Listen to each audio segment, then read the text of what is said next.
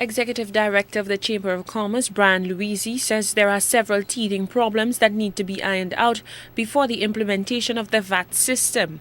Although the Chamber has been engaged in several discussions with the VAT office, Louisi says there remains a number of adjustments businesses will have to make in order for the VAT to function properly. Furthermore, business consultations slated to begin on Monday have since been postponed. Louisi says the Chamber has yet to receive the draft white paper to begin dialogue on the issues associated with the implementation of VAT. We believe that VAT has its advantages, it has its challenges, and they are not all positive for the business community.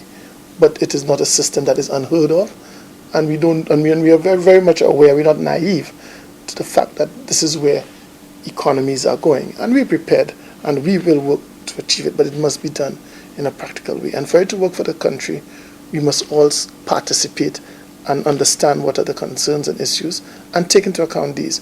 They are genuine concerns that will have to be dealt with, and government must find mechanisms, and the nation must find mechanisms to address some of the issues that we raise.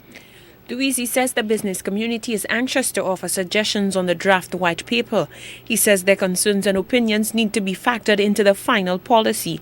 President of the Manufacturers Association, Paula Cauldron, shares the opinion and says while there is merit in implementing the VAT system, it should be a gradual process. She says it needs to be undertaken only after the concerns of the public and interest groups are sufficiently addressed. We are pro-VAT.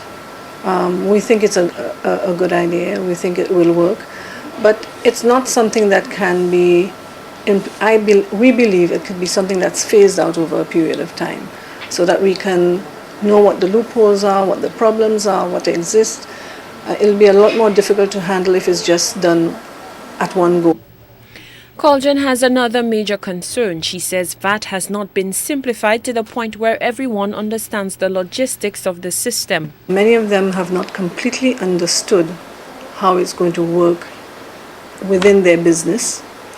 And more importantly, we have not been able to get the kind of information necessary with regard to our duty-free concessions. How does VAT impact on our duty-free concessions? That is a major issue. According to Cauldron, members of the Manufacturing Association are grappling with a myriad of issues all at once, including issues of a CSME that does not function, metrification, and the implementation of VAT. Meanwhile, Louisi says micro-enterprises have expressed great anxiety about updating their operations to comply with VAT. Lovely St. Amy reporting for the HTS News Channel 4.